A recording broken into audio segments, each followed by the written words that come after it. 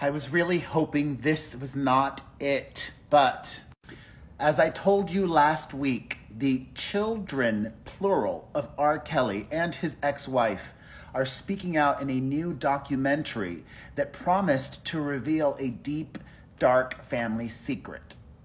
And now we know that this monster, the original Diddy, took advantage of his own daughter when she was such a young child.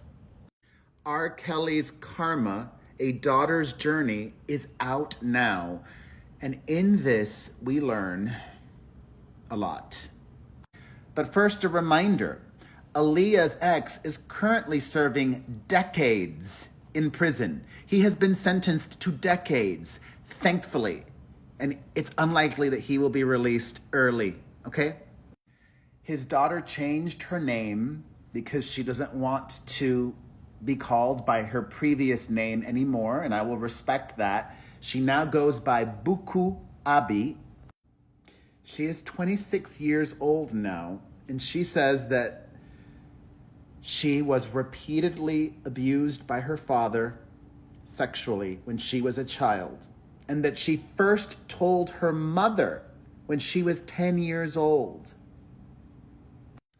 And if you also don't remember, R. Kelly himself is a former victim, and that does not justify perpetuating the cycle of abuse.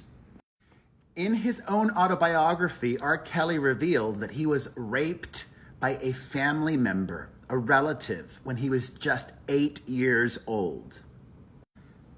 That also explains why he was depraved later in life, because he was introduced to acts that no child should be introduced to. In this new 2-part documentary, Buku says, "He was my everything. For a long time, I didn't even want to believe that it happened. I didn't know that even if he was a bad person, that he would do something to me. I was too scared to tell anybody. I was too scared to tell my mom." His own daughter says that jail is a well-suited place for the disgraced singer and songwriter. She says, "I really feel like that 1 millisecond completely just changed my whole life and changed who I was as a person and changed the sparkle I had and the light I used to carry. After I told my mom, I didn't go over there anymore to visit her father. My brother and sister, we didn't go over there anymore. And even up until now, I struggle with it a lot, understandably." Ugh. She goes into detail about what happened. She says it began when she was 8 or 9. Buku reveals, quote, "I just remember waking up to him touching me, and I didn't know what to do.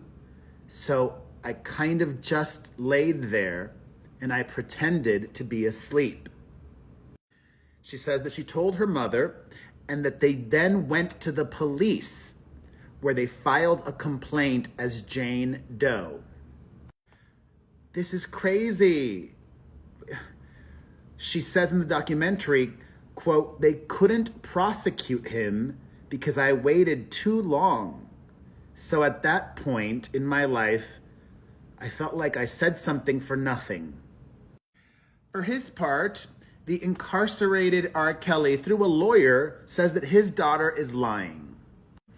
In a statement on behalf of R. Kelly, a lawyer for him says, quote, "Mr. Kelly vehemently denies these allegations. His ex-wife made the same allegation years ago, and it was investigated by the Illinois Department of Children and Family Services and was unfounded. And the filmmakers, whoever they are, did not reach out to Mr. Kelly or his team to even allow him to deny these hurtful claims." In 2022, R. Kelly was sentenced to 30 years in prison for racketeering and sex trafficking charges based out of New York. In 2023, he was sentenced to 20 more years in prison on child materials and enticement of minors for inappropriate relations. He will be eligible for release in 2045. Kelly's ex-wife, Andrea, also speaks in the documentary. She too has accused him of abuse. And thankfully, it feels like she's in a much better place now. She is pregnant and about to welcome her first child. But it was not easy going through what she did. Abi reveals that life in her father's shadow was difficult, and she struggled with thoughts about ending her own life.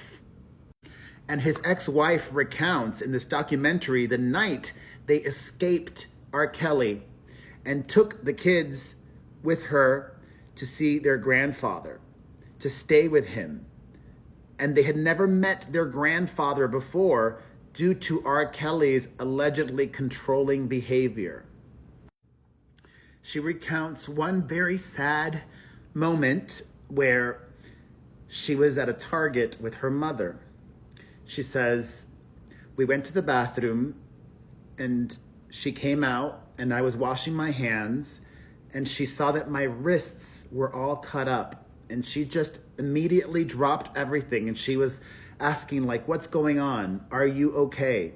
She was really worried, and in that moment I broke down and I had to tell her, I don't think I'm okay. I don't think I can do this. I don't think that I'm gonna make it through to live out the rest of my life. R. Kelly's son, Robert Kelly Jr., also says in the documentary, quote, if you don't wanna go to jail, don't do that gets you locked up. Word. Continued healing to his daughter and all of his children. And I hope he's having a miserable time in prison. Thoughts on everything? Let me know in the comments section.